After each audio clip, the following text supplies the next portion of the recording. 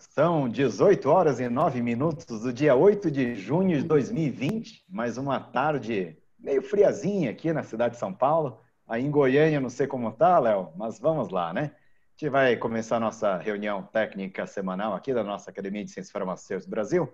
E, como diz a tradição, a gente começa sempre pelas palavras iniciais, palavras do presidente. Cássio, por favor, contigo a palavra. Oi, boa tarde a todos. Boa tarde, Leonardo. Muito obrigado pela sua colaboração, pela sua apresentação de hoje. Eu não tenho nenhuma mensagem importante a passar. Então, por favor, passa a palavra para o nosso confrade presidente emérito e vamos em frente. Tá ótimo. Lauro Moreto, contigo a palavra. Então, meus caros, boa tarde a todos. É um grande prazer abrir mais uma sessão de nossa Academia de Ciências Farmacêuticas. Hoje nós teremos o Leonardo Teixeira da Silva, né, que vai falar sobre um tema tão complexo, que até o título a gente não consegue se lembrar direito, né, porque ele me explicou há 2 semanas atrás qual era o objetivo, me explicou praticamente tudo que ele vai passar hoje aí para vocês. Ele me explicou para convencer-me, que nós poderíamos escalá-lo para hoje.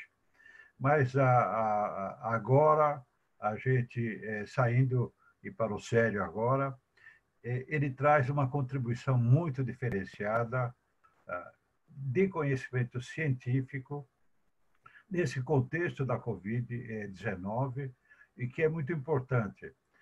Sai fora daquela pauta básica de todo mundo, falar o número de óbitos, número de doentes, número daqueles que estão se recuperando, etc. e tal. Poucos trazem uma contribuição efetiva com um racional e um raciocínio, tentando colocar hipóteses e tentando demonstrar o benefício dessas hipóteses. O Leonardo é o nosso companheiro, contribui muito conosco e tenho certeza que ele vai sensibilizar todos para essa temática de ciências farmacêuticas, que é o que ele vai propor. Seja bem-vindo, Leonardo. Obrigado. Ok, obrigado, doutor Lauro. Bom, a gente, seguindo a lógica das nossas reuniões aqui da academia, a gente tem um espaço aqui aberto, então, para informes dos acadêmicos. Então, se algum dos acadêmicos tiver algum informe mais urgente que gostaria de compartilhar com os colegas, o momento é esse, né, para a gente fazer. Então, alguns acadêmicos, eu estou procurando olhar visualmente no chat aqui, acredito que nós não temos nenhum outro informe dos acadêmicos mais urgente. Tem alguma coisa que eu poderia falar sobre questões sobre outras atividades da academia? Mas eu vou deixar para fazer isso na hora que a gente tiver no nosso momento de debates, porque aí o Leonardo pode já começar aqui, né, a nossa reunião e a gente deixa para o final, então. Tá bom, Léo? Bom, vamos lá então, são 18 horas e 13 minutos. Gostaria de, então, passar a palavra aqui para o nosso confrade Leonardo Teixeira. Eu vou pedir para que ele se apresente também. E para a nossa apresentação do dia, armadilhas extracelulares de neutrófilos e potenciais tratamentos para a Covid-19. Até parece que eu consegui ler isso daí, né, professor Lauro? Bom, boa noite a todos. Obrigado, doutor Lauro, doutor Cássio, pelo convite, pelo espaço aqui na academia, que eu tenho muito orgulho de poder participar. O tema que a gente vai falar agora, ele veio de uma inquietude que nós estávamos vivendo, principalmente enquanto centro de pesquisa, né? Eu sou farmacêutico, trabalho com pesquisa clínica há quase 20 anos, fase 1, 2, 3, bioequivalência, agora desenvolvimento farmacotécnico, inovação. E nós começamos a perceber o seguinte: a maioria dos artigos que estavam sendo publicados... Vocês estão me ouvindo bem? Sim. Tá. A maioria dos artigos que estavam sendo publicados, ou os estudos que estavam sendo delineados, eles não tinham toda a questão de embasamento científico para se chegar a uma resposta, né? Então, nós começamos a ver estudos mal desenhados, mal delineados, sem grupo controle, sem grupo, em que os grupos de comparação ocorrem comparando grupos de pessoas com idade baixa com o outro grupo que tomou, por exemplo, hidroxicloroquina, com pessoas extremamente em estado grave. E nós pensamos, gente, daqui 1 mês ou 2 meses a gente vai ter um monte de resultado que só vai gerar mais dúvidas. E, de fato, isso está acontecendo, né? Basta citar que nessa semana semana passada, nós tivemos uma retratação de um artigo científico, onde foram colocadas 90 mil pessoas, cerca de 90 mil pessoas, e esses dados não tinham, inclusive, rastreabilidade, né? Então, vamos ver o que vai acontecer em relação a isso. Então, o tema de hoje, armadilhas celulares, extracelulares de neutrófilos, a gente vai tentar explicar como acontece a tempestade de citocinas e vai propor um tratamento alternativo para isso, já que todos estão tentando tratar o vírus e não a sua consequência, né? Então, vou fazer um breve sumário. Nós vamos falar aqui hoje dos principais medicamentos em teste para a COVID, um breve resumo, da netose, que é o termo inflamação causada por neutrófilo, né? Esse termo foi cunhado em 2007, mas depois verificou-se que ele acontece não só em neutrófilos, mas também em macrófagos, tá? Vamos ver os possíveis inibidores desse mecanismo, e um protocolo de pesquisa resumido que a gente escreveu enquanto contribuição, né? Era a nossa forma de poder contribuir, e agora a gente está atrás de hospitais para poder executar esses protocolos. Uma coisa que é importante, tudo que vai ser apresentado aqui é para discussão científica, não tem propósito de tratamento, eu não quero que ninguém saia tomando o que vai ser discutido. Isso não foi devidamente testado nesta doença, que é uma doença nova. Então, por favor, entendam que toda a discussão aqui é científica e também não expressa a opinião da academia, né? A opinião do apresentador somente.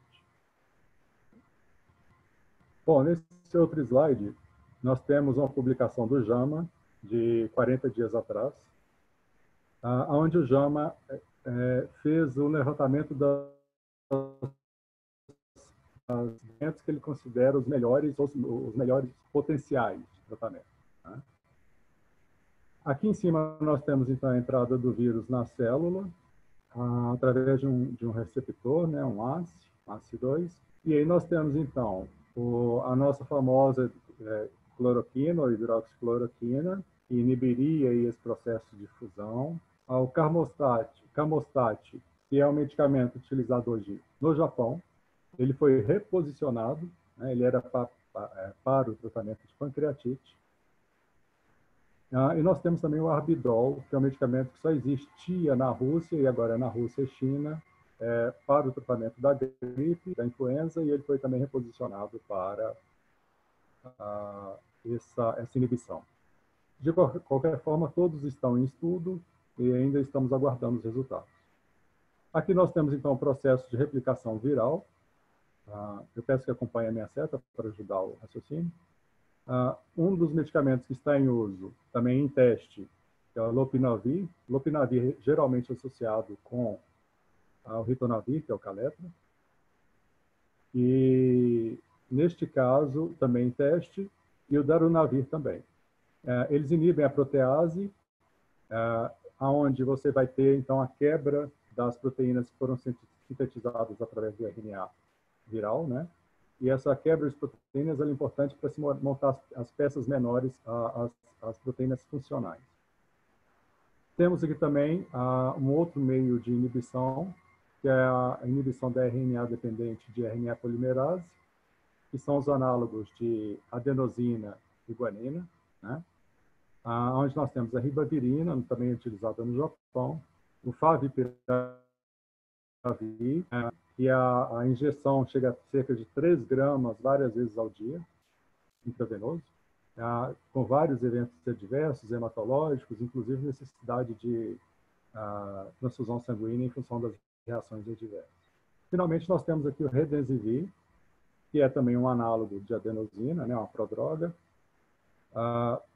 Ele, nos estudos clínicos até agora, nós tivemos 4 dias de melhora, ou seja, a pessoa sai 4 dias antes do hospital, mas não há uma melhora no número de óbitos.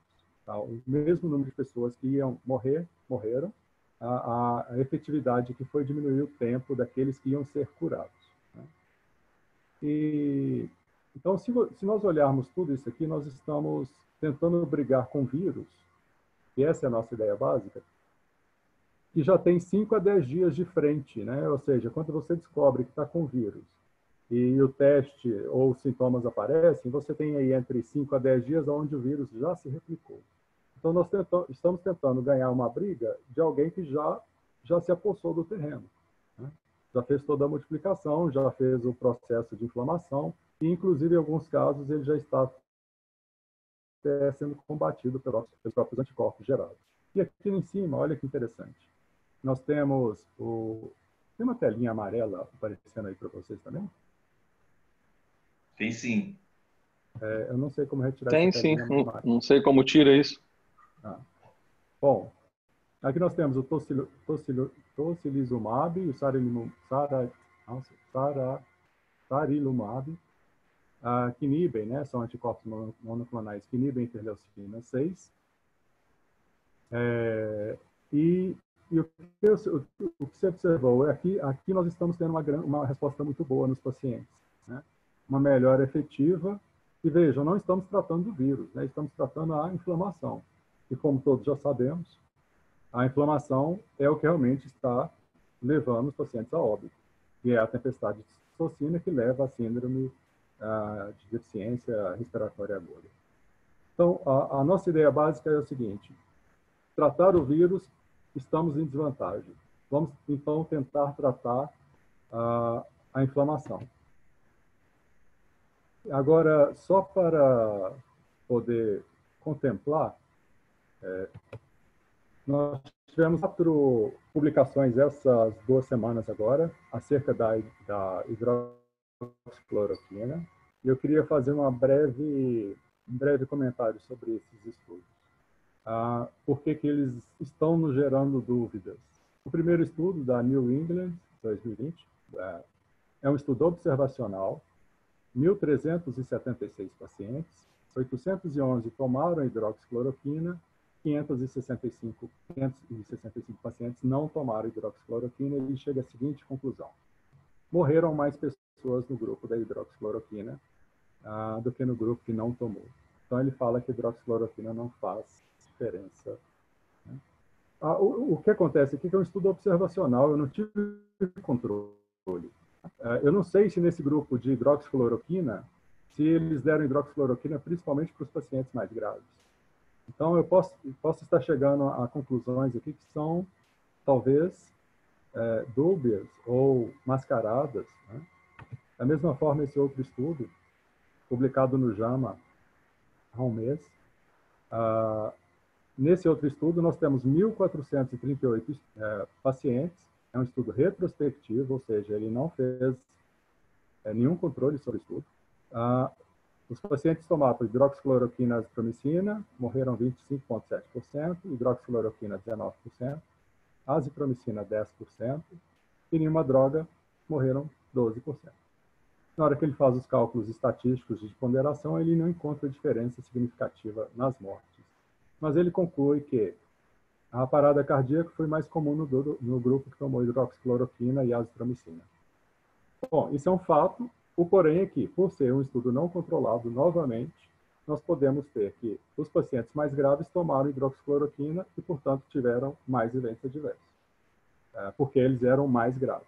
Né? Então, aqui, de novo, uma dúvida. Um terceiro estudo, esse observacional também, né? 181 pacientes que estavam em necessidade de uso de oxigênio, mas ainda não entubados. Foi observado que não se alterou a sobrevivência, a diminuição da necessidade de oxigênio, não houve alteração na data da alta hospitalar e nenhuma melhora em pacientes menos graves. De novo, um estudo observacional não controlado. Agora sim, nós temos um estudo aqui acerca da hidroxicloroquina, publicado no British Medical Journal.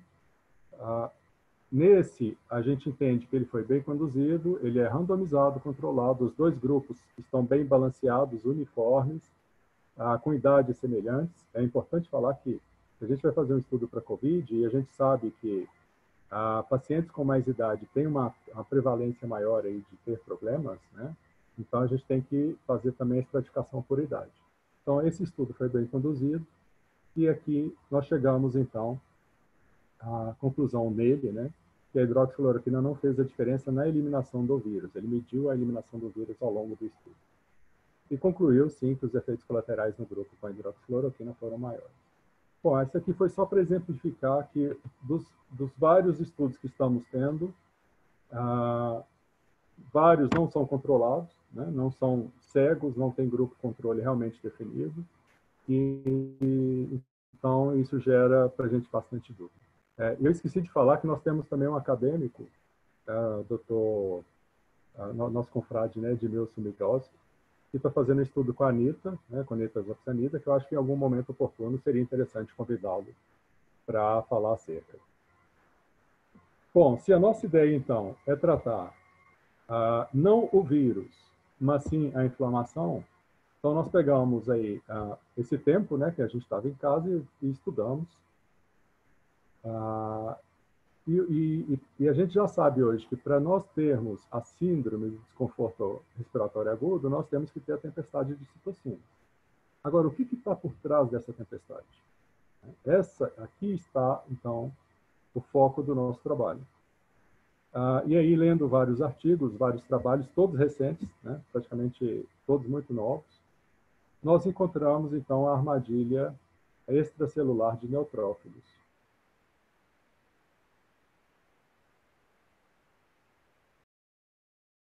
E, ao encontrar um vírus, um vírus, bactéria ou um fungo, ele ativa uma morte programada. A minha internet aqui está dando instável. Vocês estão me ouvindo? Está um pouco instável, sim, mas está indo bem, Léo, na minha opinião.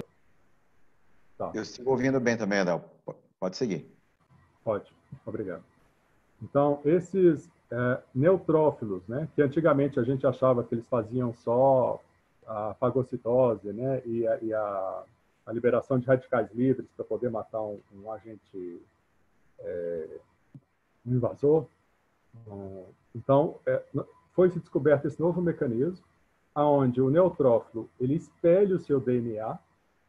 Para quê? Para que esse DNA, ao encontrar ali a bactéria ou vírus, ele colhe essa bactéria, ele colhe esse DNA, ele colhe esse fungo. É uma teia altamente pegajosa, grudenta e inflamatória. Né? Vejam vocês que, então, ele é chamado de netose, né? É uma morte programada, e ele é da apoptose, que também é uma morte programada, mas é causada por outros fatores, e diferente da necrose, que é uma morte não programada. E aqui nós podemos, então, entender claramente como se dá esse processo. Aqui nós estamos vendo neutrófilos que entraram em processo de netose e liberaram seu DNA. Tá? E ele forma uma cola. Essa cola contém não só o DNA, que foi liberado da cromatina, né?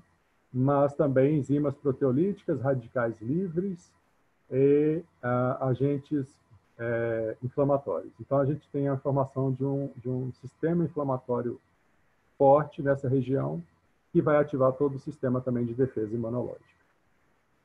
É um processo novo, né? Em 2007 esse termo de netose foi cunhado. E aqui vocês podem então ver na figura D, à direita, uma bactéria presa por uma netose. Tá? E aí, de forma interessante, o Streptococcus, ele secreta DNase para fugir dessa rede. Né? Então, esse é o mecanismo de resistência do Streptococcus, e também foi observado já que a Pseudomonas aeruginosa ela secreta algum componente que inibe a liberação do DNA pelo neutrófilo.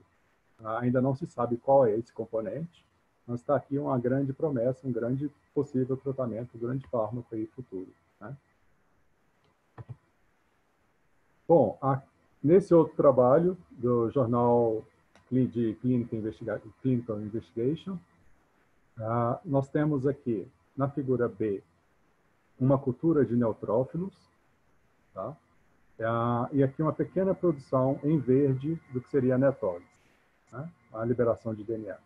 Então, existe uma produção básica padrão, e aí, quando você, na figura D, quando você adiciona a essa cultura o COVID, ou SARS-CoV-19, o SARS-CoV, né, 2, você tem, então, uma liberação imediata da netose, tá?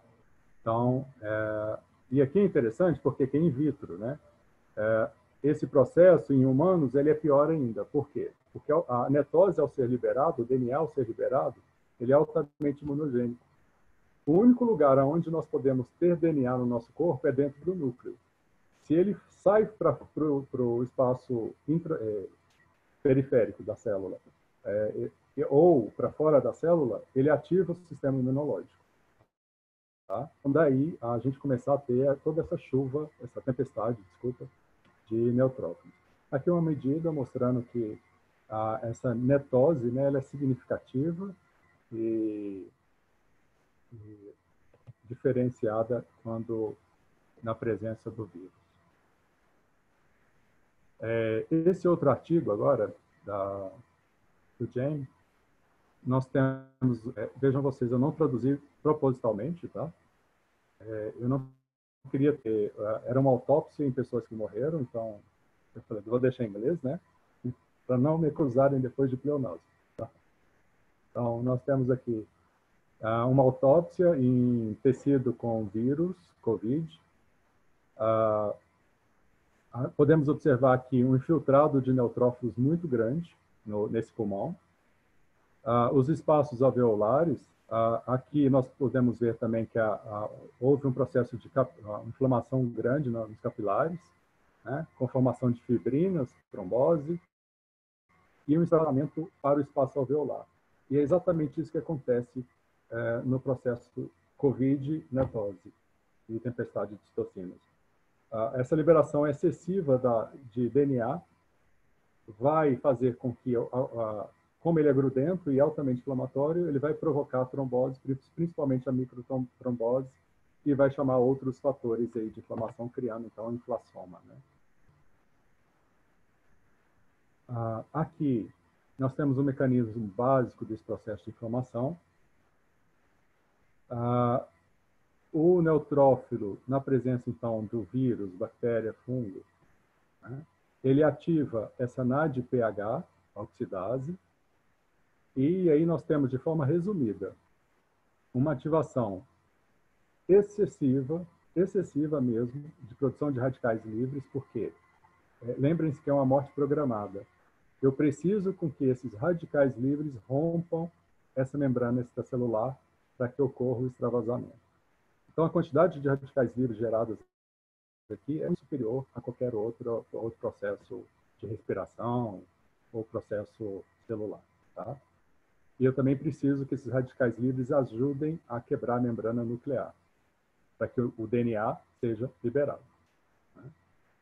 Agora, um outro fator é muito importante. Além da produção de radical livre em excesso, eu preciso que essa proteína, essa enzima, PAD4, ela faça a citrulinação das histonas do DNA, da cromatina, né, onde o DNA está enrolado.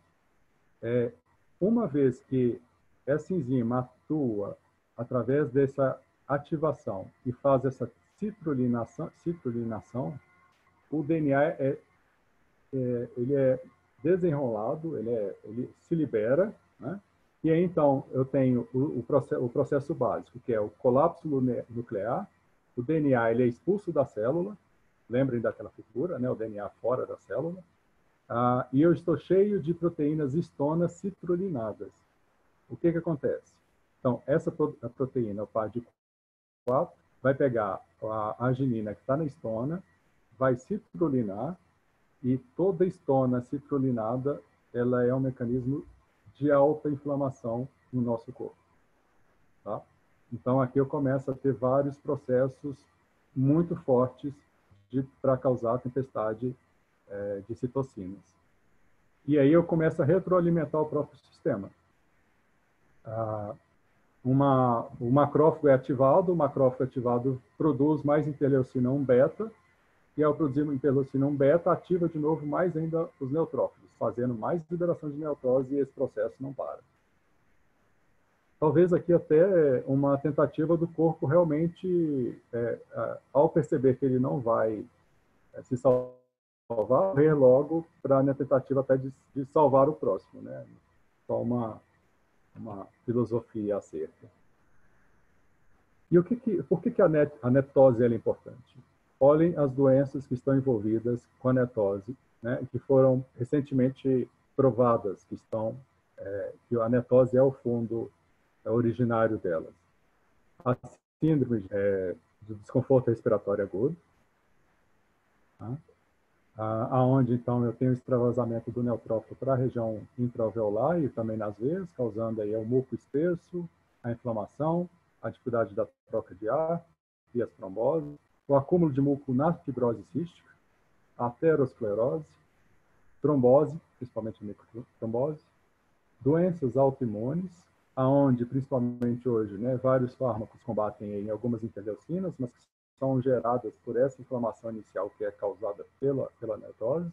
E vejam vocês aqui a pré-eclâmpsia, né, que é onde o neutrófilo começa então a fazer as microtromboses e entupimento das veias, aumentando aí a pressão durante a gravidez. Tá? Então, a gente está falando de um mecanismo que pode tratar não só a síndrome de desconforto respiratório, mas também outras várias doenças. Aqui um resumo do que a gente apresentou até agora. Vários mecanismos, então, onde nós poderíamos tratar esse processo de netose.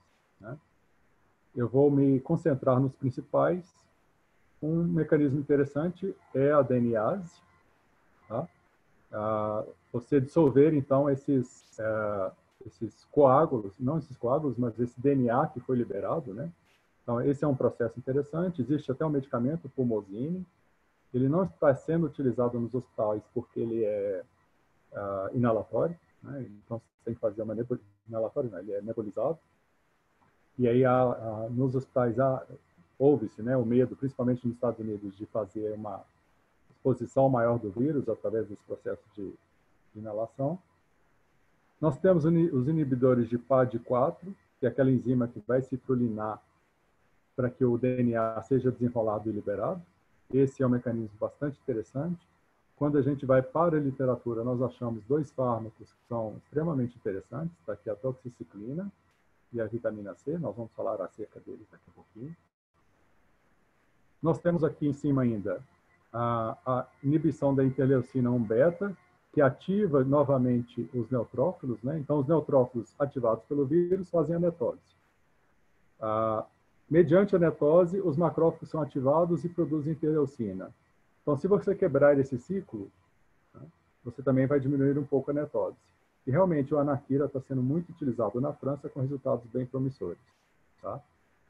E agora, olha aqui que interessante, colchicina. É um fármaco bem antigo, conhecido de todos nós. O que a colchicina faz? Ela inibe as tubulinas, que fazem com que faça aqueles movimentos de AP10 e saia da veia e vá para o espaço alveolar, por exemplo. Então, ao usar colchicina, você tem a inibição dos neutrófilos, da ida dos neutrófilos para esse espaço alveolar, intraalveolar, e você também tem um outro mecanismo, porque a colchicina ela também inibe a própria interleucina 1 beta. Ou seja, a colchicina ela age por dois mecanismos. Então, ela faz com que haja uma diminuição do inflassoma de forma considerável aqui. Tá? Vamos falar um pouquinho, então, da doxiciclina e da vitamina C. Bom, o que temos aqui? Uma revisão da literatura nos mostrou vários inibidores de PAD4 e nós elegemos aqui, então, as tetraciclinas como os melhores, né? Então, nós temos a minoxiclina, a clortetraciclina, a tetraciclina e a doxiciclina. E aí, na hora que a gente olha os níveis de inibição milimolar, né, que inibem 50% da enzima, o melhor seria a clortetraciclina, que é o que eu preciso de menor quantidade para inibir a enzima. Entretanto, no Brasil, a clortetraciclina é de uso animal veterinário. Nós não temos ela como medicamento para humanos.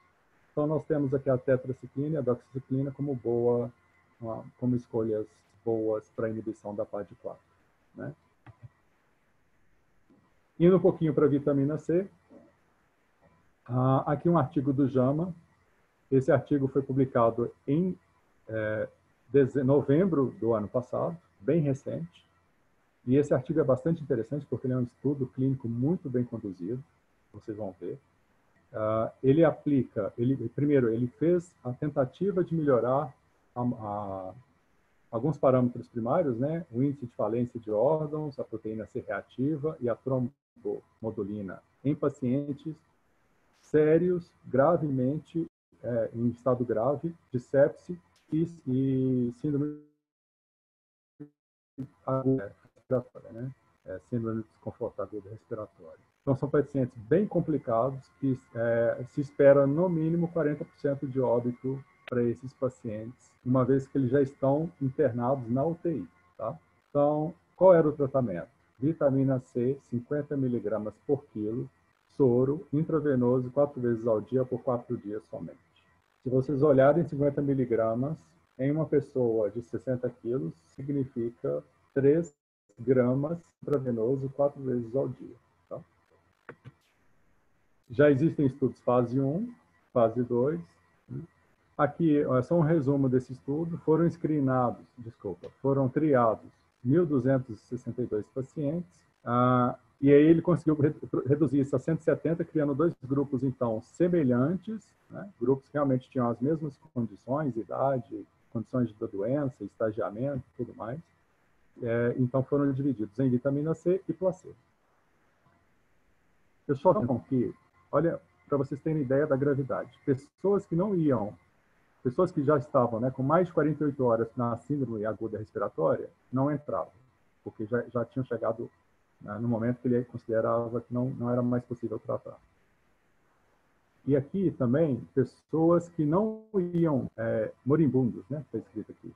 Pacientes moribundos que não tinham expectativa maior do que 24 horas de vida também não podiam entrar no estudo. Ou seja, eram pacientes graves, mas ele tinha pelo menos, para entrar no estudo, que ele conseguisse sobreviver às próximas 24 horas. E vamos aos resultados. No grupo que tomou a vitamina C, no grupo que tomou o placebo, a mortalidade foi de 46%. No grupo que tomou a vitamina C, 29%. Né? Uma queda significativa em pacientes que já eram graves, tá? Bem graves. Ele ainda também obteve que quem tomou vitamina C saiu 3 dias antes do esperado da UTI, e também houve uma melhora dos componentes cardiovasculares no questão só. Se nós lembrarmos do Redensivir, o Redensivir causou uma melhora de 4 dias. A vitamina C causou uma melhora de 3. E ainda houve melhora no número de mortes, significativo. Né? Então, menos pessoas morreram no grupo da vitamina C. Léo, será? Olha que interessante. Nesta semana foi publicado pelo JAMA, tá? Tá aqui o artigo. Pessoas que tomaram plasma convalescente, um estudo muito bem feito também, 2 grupos extremamente homogêneos, um com controle e o que tomou convalescente, plasma, e não houve diferença estatística nos 2 grupos. Olha, a vitamina C houve. E assim, para terminar a parte da vitamina C, eu ainda mostro aqui um outro estudo publicado na revista Chest, outra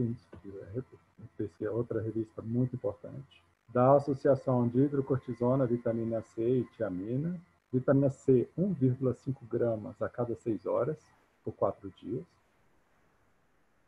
Tudo por 7 dias. E olhem o resultado. 47 pessoas em cada grupo, tá? Grupos uniformes, bem balanceados, estratificados. Então, o grupo controle, ou seja, que não tomou vitamina C nem hidrocortisona, 40% de morte, como esperado. E o grupo que tomou vitamina C mais hidrocortisona, 8,5% apenas. Não vou falar apenas, mas 8,5% de morte. Né? Então, realmente mostrando a eficácia da vitamina C e também a eficácia da vitamina C associada à hidrocortisona. Lembrando que qual o mecanismo envolvido, né? Nós estamos nesse processo inibindo tanto o processo de netose quanto o processo de radicais livres, por isso essas doses estão altas. Via oral, a vitamina C não funciona, tá? Não adianta tomar vitamina C porque ela não atinge os níveis de concentração sanguínea necessários. Então, pensando nisso, nós finalizamos 2 protocolos, um para uso extraambulatorial, né, contendo doxiciclina e colchicina, pacientes que são identificados com vírus, mas que são encaminhados para casa, e um protocolo ambulatorial para vitamina C intravenoso. E fizemos tudo aquilo que realmente é de boas práticas numa pesquisa clínica, né? Seriam estudos fase 2, randomizados, paralelos, abertos, multicêntricos, controlados, com grupos estratificados por idade. Colocamos idade somente entre 60 e 70 anos, porque é o grupo onde realmente a gente consegue ver no número menor de pacientes a eficácia ou não. Se jovens, 40, 30, e tiver um grande número desses pacientes de baixa idade, eu posso estar mascarando o estudo ou não vendo, ou eu, ao mesmo tempo também precisaria de uma amostragem muito grande, talvez 1.000, 2.000 pacientes, né? Já a incidência de morte nesse grupo é um pouco menor, aliás, é menor. Aqui os objetivos principais do estudo, né? Dias livres de ventilação é o primeiro, em cada um deles, e nós estamos agora em conversa com os hospitais aqui da região para poder finalmente colocar o nome desses outros, eles aderirem e a gente mandar para o comitê de ética. Então, essa foi a forma que nós encontramos para, de alguma forma, ajudar. Léo, será que isso é realmente... Será que funciona?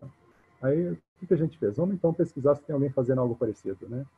E aí, aqui está o Clinical Trials, uma pesquisa de doxiciclina, 200 miligramas ao dia, durante 2 semanas, em pacientes com Covid. Aqui, para colchicina, né? Para colchicina foi mais interessante ainda que existem 13 estudos acontecendo nesse exato momento. Então, estudo randomizado, 102 participantes, também para pacientes em casa, né? E aqui, finalmente, para a vitamina C, nós temos 3 estudos, 2 nos Estados Unidos e 1 na China, em andamento. Pelo menos, o Clinical Trials coloca que eles estão iniciando. 12 gramas de vitamina C ao dia para pacientes com Covid. Então, desse modo, a gente coloca aí a ideia de que talvez seja mais interessante trabalhar com o processo de netose do que necessariamente tentar matar o vírus ou inibir a replicação do vírus, já que ele já fez seu estrago, né? Inclusive, eu acredito que o Remdesivir seja um medicamento extremamente bom, mas como ele já está sendo utilizado num momento onde o vírus já replicou em milhares de vezes, milhões de vezes, se já fez o estrago, talvez por isso ele só esteja mostrando esses 4 dias de diferença na liberação do paciente. Bom, dessa forma eu termino minha apresentação. Agradeço à Academia Nacional de Farmácia pelo espaço. Agradeço ao nosso presidente, a Cássio Lima Filho, ao Dr. Cássio, Dr. Lauro Moreto, pelo convite, a quem pessoas a quem eu admiro muito, e agradeço também aos pesquisadores que me ajudaram, que foram a Fernanda Cruvinel, a Franciele Jesus Guedes, a Mariana Abdala e o Sérgio Vencio, que é uma equipe que trabalha conosco há muitos anos e muito comprometida, e a Fafrais, que fez aí a revisão bibliográfica, que nos ajudou nesse processo. Dessa forma, eu agradeço a todos. Obrigado. Olá, Léo. Obrigado. A gente que te agradece aqui, né, pela academia. É um convite aí a tantos pensamentos aí, né? Voltando a pensar em farmacologia, tantas outras coisas. Vamos, como segue a nossa tradição aqui da academia, né? A gente vai abrir agora então aqui alguns pontos, né, para perguntas aqui no chat, né? E eu vou pedir para que os colegas possam postar perguntas, né? Enquanto os colegas estão pensando em perguntas aqui, eu só vou fazer aqui uma nota especial aqui a pedido do Dr. Carlos Vidotti, né, que informa aqui que a doutora Ludmila Naudi está aqui conosco hoje. Ela também estará aqui como apresentadora no dia 22, né, na reunião de segunda-feira, né, junto com o Carlos Vidotti, tá ok? Mas vamos lá, pessoal. Eu vou pedir para que vocês, meus colegas acadêmicos que são mais estudados aí no mundo de farmacologia, aí, que ajudem a fazer as boas perguntas, não é isso? O Walker é o cara que sempre tem as perguntas boas, né, Walker? Então, a doutora Giana também costuma, né, sempre fazer as manifestações, mas aqui a gente deixa aqui, né? A doutora Ludmila aqui, então, já faz aqui deixou registrado aqui o agradecimento pelas boas-vindas, né? Agradecimento todo nosso, doutora Ludmila. E a doutora Regina Tizot também deixa aqui os parabéns pro Léo, tá ok? Vamos lá então, pessoal. Doutor Alberto, eu gostaria de fazer uma pergunta, é isso? Sim, então tem que vou pedir para que abra o microfone. Deixa eu só fazer uma coisa novamente aqui. Doutor Alberto, você pode abrir o seu microfone agora. No canto esquerdo inferior da tela, deve ter um microfone marcado em vermelho. Se você clicar nele, você consegue abrir, provavelmente.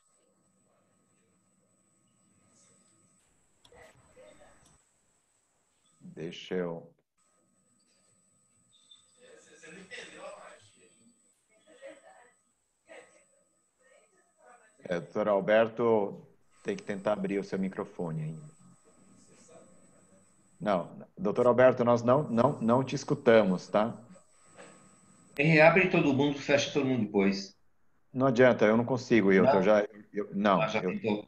Não, já tentei. Eu já pedi para que ele abra o microfone, mas eu acho que não está dando.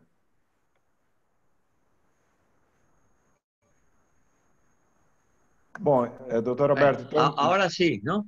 Ah, sim. Agora sí, doctor Alberto, ahora sí. Ahora sí. Perdón, estaba hablando y me creía que le había dado, pero no lo había tocado. Bueno, yo lo que había comentado era mi felicitación tanto a la Academia por la realización de esta sesión como al que la ha expuesto de forma magistral, Leonardo Teixeira, y sinceramente me ha gustado mucho, ¿no? Yo quería comentar que he tenido un pequeño problema en la exposición, porque había una pequeña ventanita que decía, el texto en inglés decía, cierre esta ventana, y yo intentaba cerrarla, pero no había forma. Y entonces me interfería a veces y me quitaba mi pausada intervención que deseaba, ¿no?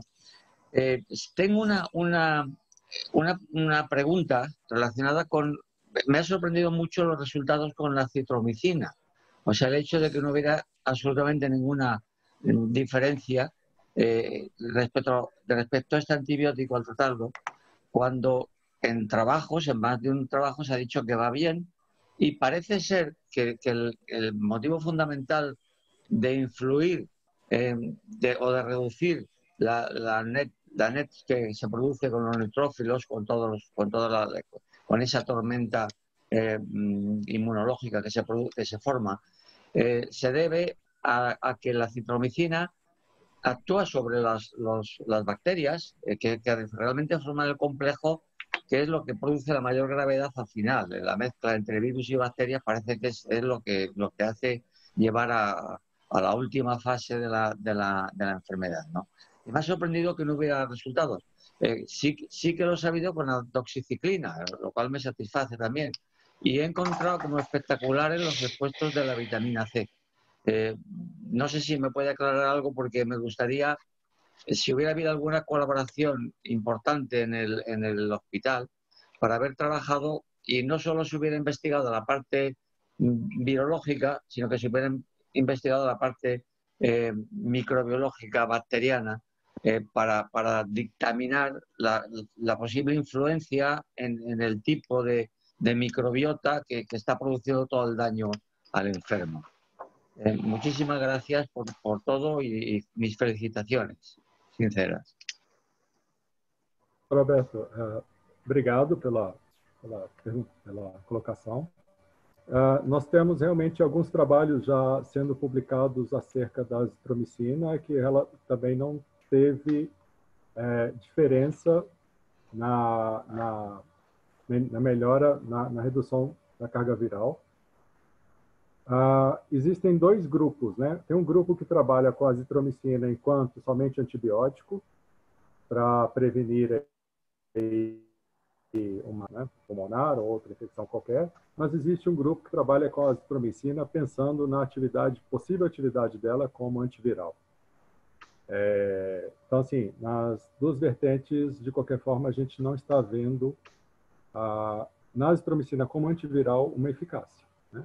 Por outro lado, se você coloca uma azitromicina e ela diminui a quantidade de bactérias, você também diminui o processo de netose, o que de alguma forma acaba contribuindo para diminuir a inflamação.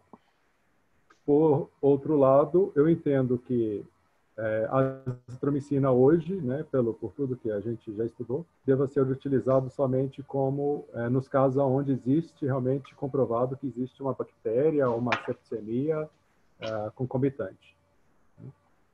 Não sei se a atividade antiviral nela seria suficiente ou ainda não há provas, né, do tratamento da azitromicina para o COVID. Tá? Perfeito.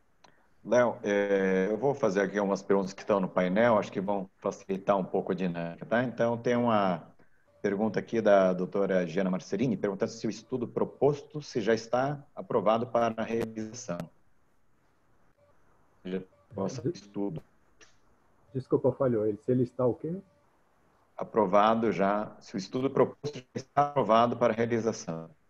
Então, a gente só precisa, o protocolo está todo pronto, com todas as regras éticas, etc. A gente só precisa agora que algum hospital se comprometa para a gente poder colocar os hospitais, que são os centros onde vai ser executado, para a gente submeter, então, nessa ou na próxima semana ao CONEP. Ok, então.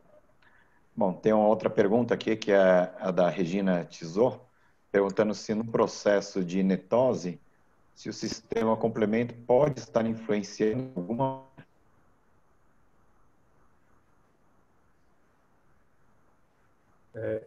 Se eu entendi bem, a pergunta é se na netose, se o sistema complemento participa de algum momento, né?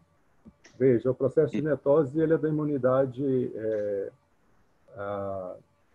inata, né?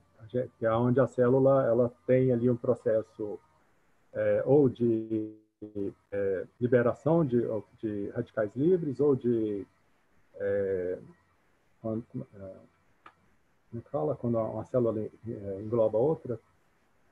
Fagocitose? Fagocitose. Ou, nesse caso, agora a própria netose, né? Então, a gente está falando da imunidade inata. Só que esse processo de liberação do DNA, ele é altamente imunogênico e ele ativa, sim, a imunidade adquirida, e a gente tem a produção, tem aí pelos linfócitos beta, B e T, né? Também há uma ativação dele, e mecanismos ainda não conhecidos, a gente tem uma linfopenia, né, na COVID, né? Então, tanto que um dos índices que a gente olha se a doença está agravando ou não é a relação quantidade de neutrófilos dividido pela quantidade de linfócitos. Quando essa relação aumenta, o prognóstico é bem ruim. Tá? Mas, sim, existe um envolvimento da imunidade não inata, mas adquirida no processo. Tá ok, então. O nosso confrade Carlos Viotti ele pede aqui, né, se você poderia, se possível, aprofundar um pouco mais no método do estudo que está sendo realizado. Então, acho que talvez teria alguns detalhes a mais, ou talvez voltar, né, a mostrar aqui uns slides sobre o estudo para talvez fazer uma nova explicação, né? Tá. O protocolo, realmente, eu não quis colocá-lo totalmente para que as pessoas não fizessem o uso indiscriminado, né?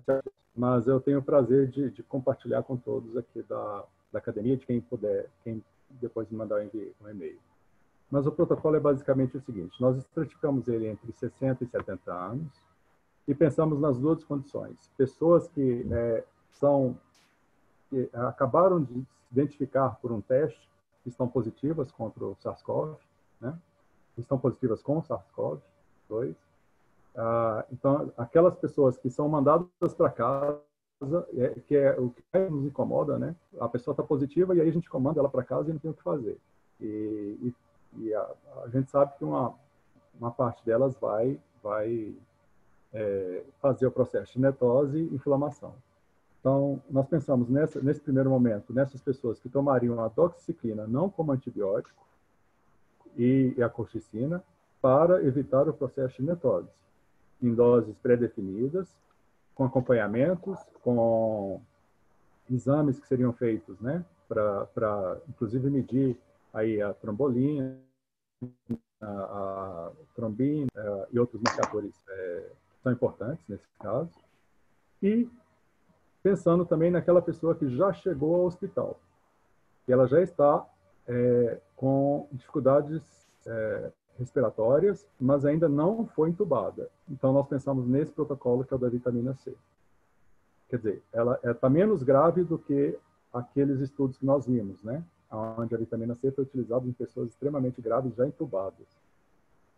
Então, nós fizemos um protocolo uma etapa antes.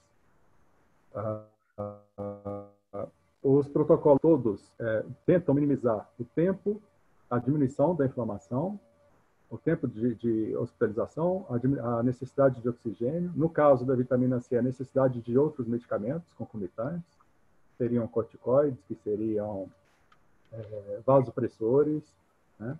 Às vezes você tem que fazer uma adrenalina nessa pessoa para ela poder voltar, para poder voltar, né, a pressão e etc.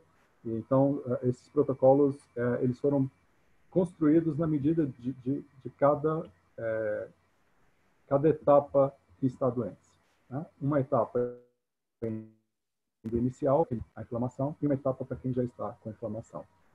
As doses, eu posso passar depois, mas eu não gostaria de falar as doses aqui para que as pessoas não utilizem isso de forma indevida, né? Já que não foi testado, já que ainda não foi comprovado.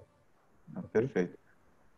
Tem um dos nossos colegas, do Eduardo Caiado, que faz pós-graduação no ABC Paulista, pergunta se você poderia compartilhar os seus dados de contato, né? Então, acho que talvez no e-mail seu, porque talvez aí possa depois, eventualmente, né, ter um compartilhamento da apresentação ou parte dela, mas que ele possa te contactar, né? Então, se você puder colocar seu e-mail aqui no chat, eu acho que seria bom, né? Gente, Ok, nós temos, só um detalhe, né? Nós temos uma pesquisa com dexametasona, patrocinada pelo Axê, que a gente está esperando também muito o resultado dela, porque uma forma de se inibir essa citocina são os corticoides, né?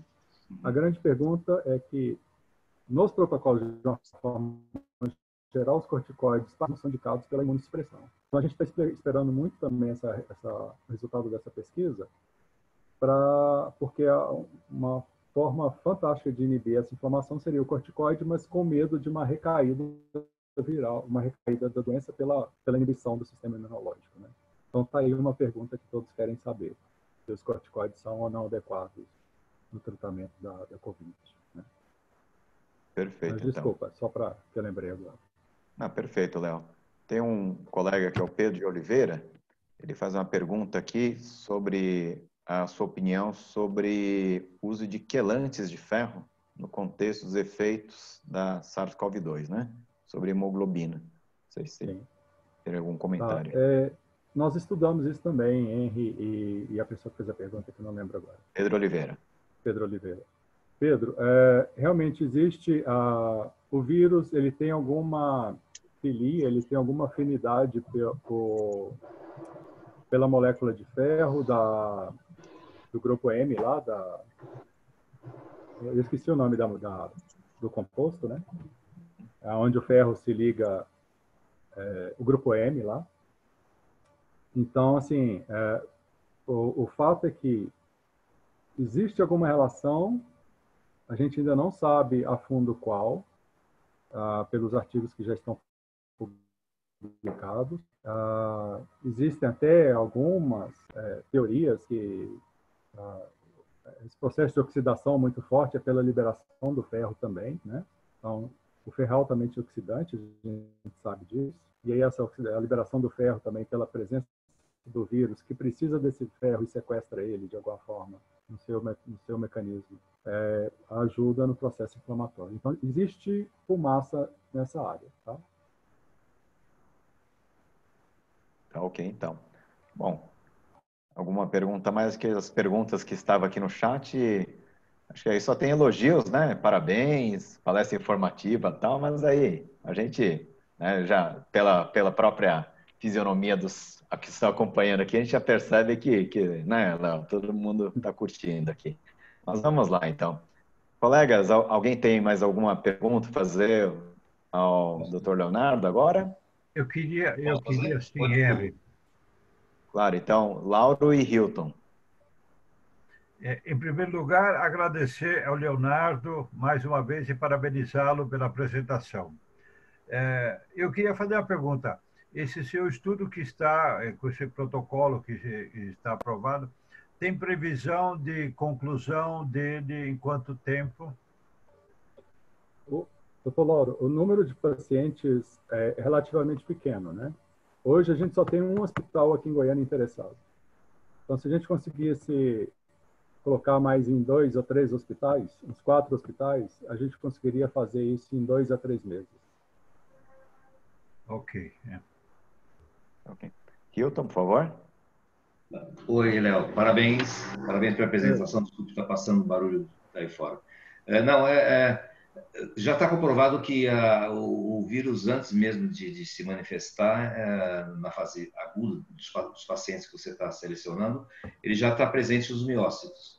Em relação à cardiotoxicidade desses antibióticos, vocês já avaliaram a possível interferência? Porque um dos grandes motivos levantados pela literatura é a capacidade de levar a ritmogênica da hidroxicloroquina, da azitromicina, de tudo tem que se utilizar até hoje. Então, na verdade, é isso que leva a aumentar, em tese, o número de óbitos no grupo que faz uso dessas drogas, desses medicamentos. Então, no seu caso, né, nesse protocolo proposto, você avalia que esse risco não é menor do que já se tem visto?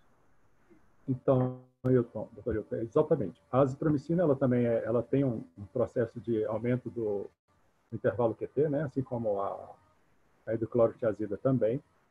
Então, a associação dos dois é pior ainda, né? Já a buprofenina, ele tem uma certa toxicidade, sim, mas ela não chega a alterar esse nível, esse problema de condução. O maior problema que a gente tem nesse antibiótico seria renal, né? Ele pode ser tóxico para algumas pessoas, sim, mas mais pensando em nefrotoxicidade. Tá. Basicamente, desculpe, só complementar, se eu puder aproveitar, já que o Léo está... o estudo prevê, se espera-se que você está atuando no efeito dos radicais livres liberados pelo processo de inflamatório, é isso? No processo doxiciclina e a vitamina C, principalmente. Exato. Então, a vitamina C, ela atua dos dois lados. Ela atua tanto nos radicais livres, quanto também inibindo o processo de netólise, tá? Por outros mecanismos que eu não expliquei aqui, pelo tempo. E já a colchicina e a doxiciclina inibindo a PAD4, que é a enzima que citrulina a arginina da histona e não deixa liberar, então, não deixa com que ocorra a liberação do DNA. Desculpa só, o seu estudo é fase 2, você pretende ter, como os números de voluntários é pequeno, você, não sei se é dos find ou não, o seu estudo, mas de qualquer maneira, se for, você já está previsto no fase 3, se tudo der certo, para ter continuidade, é isso? Nós não pensamos nisso. Pensamos no fase 2 e publicar para poder orientar e ajudar. Era assim, era o que a gente podia fazer. Ok, obrigado. Tá ok, então. Bom, tem uma pergunta aqui que é feita mais para a academia, né? Como alguém não ligado à academia, você pode assistir aos encontros. Os encontros da academia, que são públicos, eles vão ser divulgados nos nossos canais, então no site, no nosso Facebook. Então, peço que os colegas que não são da academia que acompanhem nossos canais e pode sempre escrever também para secretaria@cienciasfarmacêuticas.org.br, caso queiram receber aí os informes da academia também sobre os eventos que são mais abertos, né? A gente procura evitar fazer spam, né, ou mailing list, porque acaba ficando um pouco pesado. Então, é melhor acompanhar os canais da academia, ok? Vamos lá, então, colegas, alguém mais tem alguma pergunta agora aqui para o Léo fazer? Lauro? Eu queria, mais uma vez, registrar que essas nossas atividades são custeadas e são amparadas pelas contribuições dos nossos membros mantenedores. Eu queria declinar o nome deles que participam com as atividades da academia. O Sindusfarma, o Laboratório EMS, Laboratório Eurofarma, a Nuremberg Messer, a SCHOTT, a OMP, o Estevanato Grupo OMP, a Wheaton do Brasil, a Becton Dixon, a Hipofarma, Thermo Fisher, Disotax e o Sincamesp. São as empresas que contribuem com recursos para que a gente desenvolva as nossas atividades. Então, eu registro a esses mantenedores, agradecendo por nos prestigiar nessas atividades. Tá ok, então. Doutor Leon, eu vi que você levantou a mão aqui no seu chat ali. Gostaria de fazer algum comentário, doutor Leon? O comentário seria no sentido de me congratular com essa apresentação do Leonardo. Eu fiz uma tentativa de redigir no chat ali uma mensagem elogiando a montagem dessa apresentação, a precisão da apresentação e a pontuação de vários pontos da infecção que podem resultar num auxílio ao tratamento médico. Eu me congratulo com o Leonardo e fico feliz de ver esse tipo de apresentação também programada na nossa academia. Obrigado e boa noite a todos. Tá, okay, obrigado, doutor Leon. Obrigado, doutor Leon. Vamos lá, então. Bom, pessoal, são 19h13 aqui na capital federal do Brasil, né? Então vamos, tradicionalmente, Cássio, eu vou pedir para que nosso presidente da Academia de Ciências Farmacêuticas faça, então, o encerramento da nossa reunião, não é isso? Obrigado, Leonardo. Sua palestra foi muito interessante. A academia agradece. Nesse momento, então, a gente encerra a sessão. Tá bom? Obrigado a todos. Boa noite. Tá ok, então. Obrigado. Uma salva de palmas para o Leonardo aqui, por favor, né? Então, aqui, né? Eu subi o microfone. Parabéns, Leonardo. Parabéns. Parabéns. Tá ótimo, então, Obrigado. né, pessoal? Então, a gente se encontra na semana que vem, né? Aqui o Daniel Temponi Lebre, vários outros colegas ali. Dante Alário acabou entrando um pouco mais tarde aqui também, né? O doutor Zé Carlos também, lá, né? Direto da Amapá, né, doutor Zé Carlos? Mas tá ótimo, então. Então, Léo, né, mais uma vez, né, parabéns, muito obrigado. E fechando mais uma reunião, né? A gente sempre fala, né? A gente fica muito feliz, por um lado, que a gente sempre encontra nossos colegas acadêmicos, a gente sempre aprende uma coisa nova, mas em época de Covid, a gente sempre faz aquele nosso momento de reflexão, né? Porque cada vez mais a gente vai aumentando o número de óbitos, né? Por conta da pandemia. Então, a gente faz, então, o encerramento aqui, mais uma vez, né? Com um minuto de silêncio, né? Em respeito àqueles que tombaram a pandemia, tá ok? E a gente se encontra, então, na próxima semana, tá? Uma boa noite a todos.